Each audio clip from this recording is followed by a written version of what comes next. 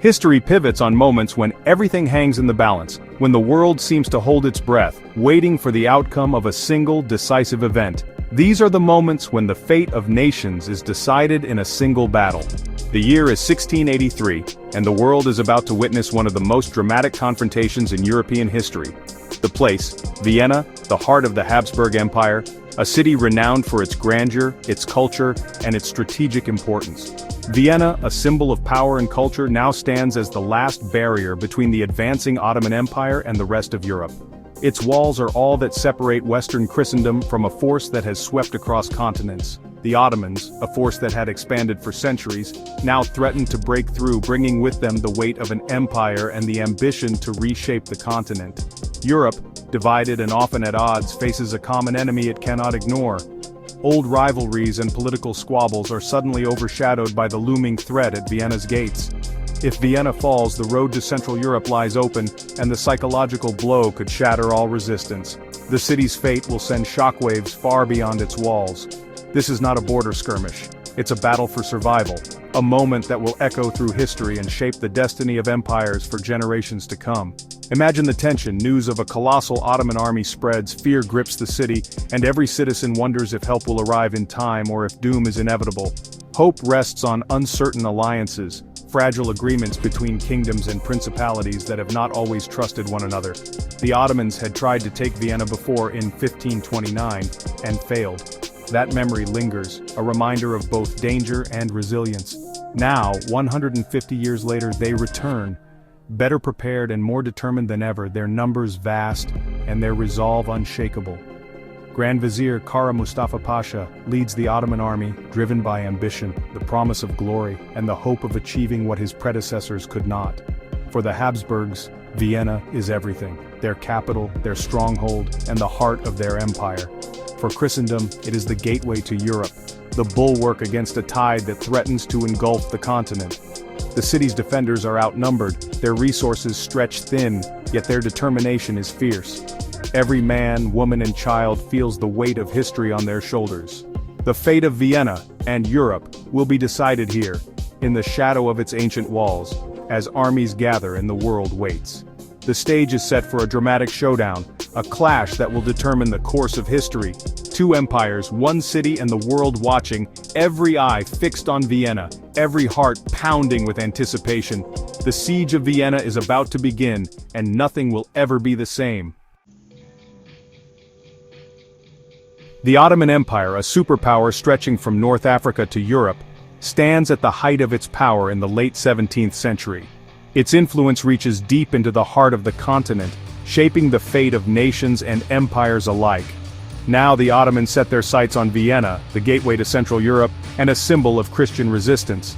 Sultan Mehmed IV entrusts his ambitious Grand Vizier Kara Mustafa Pasha with a monumental task: capture Vienna, the Habsburg stronghold that has long stood in the way of Ottoman expansion.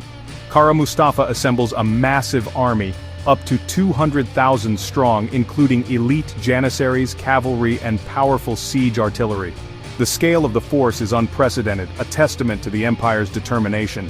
In spring 1683, this formidable force marches through Hungary, overwhelming resistance, burning villages, and spreading panic among the local population as they advance relentlessly toward Vienna. Emperor Leopold I, faced with the unstoppable Ottoman advance, flees Vienna for safety. He leaves Count von Starhemberg and a garrison of just 15,000 men to defend the city against impossible odds. By July, the Ottomans encircle Vienna, cutting it off from the outside world. The city is isolated, its fate uncertain. Ottoman engineers dig trenches and prepare mines to breach the city's formidable walls, working day and night under constant threat from defenders. Inside Vienna, the defenders brace for a long and grueling siege. Supplies dwindle, morale is tested, and the hope of relief grows dimmer with each passing day. The city transforms into a fortress under siege, battered by artillery and fire, its fate hanging by a thread as the enemy closes in. Every day the Ottoman lines creep closer, every day hope for rescue fades. The tension is palpable and the defenders steel themselves for the worst. The world watches anxiously as Vienna stands alone against overwhelming odds, its struggle echoing across Europe and beyond. The siege is relentless, the pressure mounting, and the clock is ticking for both sides as the fate of Vienna, and perhaps Europe, hangs in the balance. The battle for Vienna has truly begun, setting the stage for a dramatic clash that will shape the course of history. Life inside Vienna is a nightmare: constant bombardment, starvation, and disease. Count von Starhemberg rallies his exhausted defenders, patching walls and fighting back with every resource. Underground, a deadly war rages as defenders dig countermines to intercept Ottoman sappers. Hand-to-hand combat erupts in pitch-black tunnels, every inch fiercely contested. Supplies dwindle, hope fades. Messengers risk death to plead for help beyond the walls. By September, the Ottomans breach the outer defenses, launching brutal assaults. The defenders, outnumbered and exhausted, repel attack after attack, but their strength is nearly gone. The city is on the brink of collapse. All hope now rests on the arrival of a relief army, if it comes at all. Vienna's defenders fight not just for their city, but for the future of Europe. The siege tightens, and the final hour approaches. The world holds its breath. As Vienna suffers, Europe scrambles to unite. Emperor Leopold I and Pope Innocent II rally Catholic rulers, urging them to set aside rivalries. The key ally, Poland's King Jan III Sobieski, a seasoned warrior who honors his pledge to defend Vienna. Sobieski gathers his army, including the legendary Winged Hussars, and marches south. German states, Bavaria, Saxony, Swabia, join, forming a patchwork Holy League. Different languages, different tactics, but one urgent cause: save Vienna. By early September, the Allied army assembles near the Danube, 25 miles from Vienna. Sobieski is chosen as commander, and the plan is set: cross the river, march through the Vienna woods, and strike from the high ground. The fate of Vienna and Europe rests on this bold gamble. The relief force moves into position for a decisive battle. Two leaders define the coming clash: John Sobieski, King of Poland, and Kara Mustafa, Grand Vizier of the Ottomans. Sobieski, a battle-hardened strategist, unites the Holy League and prepares for a daring assault. He knows Ottoman tactics and their weaknesses. His leadership inspires confidence and unity among the diverse Allied forces. Kara Mustafa, ambitious and overconfident, focuses on the siege, neglecting his vulnerable rear. He underestimates both the defenders and the speed of the relief army. As the Allies approach, he fails to react decisively, keeping his best troops locked in the siege. The Ottoman camp is luxurious, but discipline falters. The stage is set for a confrontation between two very different commanders. One leads from the front, the other from a gilded tent. The fate of empires will be decided by their choices. The decisive battle is imminent. September 12, 1683. The Holy League emerges from the Vienna woods onto the Kahlenberg Heights. Below, the vast Ottoman camp sprawls before them. Vienna's defenders see hope at last. The battle begins at dawn. Austrian and German troops push down the hills, clashing with Ottoman forces. Kara Mustafa scrambles to respond, but his army is caught between the city and the advancing Allies. Fierce fighting rages for control of villages and vineyards. Ottoman cavalry counterattacks, but the Allies press forward relentlessly. By afternoon, the Ottomans are exhausted and stretched thin. The Allied line holds. The Ottomans cannot break through. Sobieski waits with his Polish cavalry, watching for the perfect moment. The enemy is weary and exposed. The stage is set for the final decisive blow. As evening falls, Sobieski gives the signal. He leads 18,000 cavalry, Polish, German, Austrian, down the ridge in a thunderous charge. At the front, 3,000 Polish winged hussars, their feathered wings creating a terrifying roar. Lances lowered, they smash into the Ottoman lines, shattering formations and morale. The psychological shock is overwhelming. Panic spreads through the Ottoman ranks. The hussars break through, driving deep into the heart of the Ottoman camp. Kara Mustafa flees as his army collapses. The charge is one of history's largest and most decisive. The siege is broken. Vienna is saved. The battlefield is chaos, but the victory is complete. The Ottomans are in full retreat. The defenders rejoice as the city is liberated.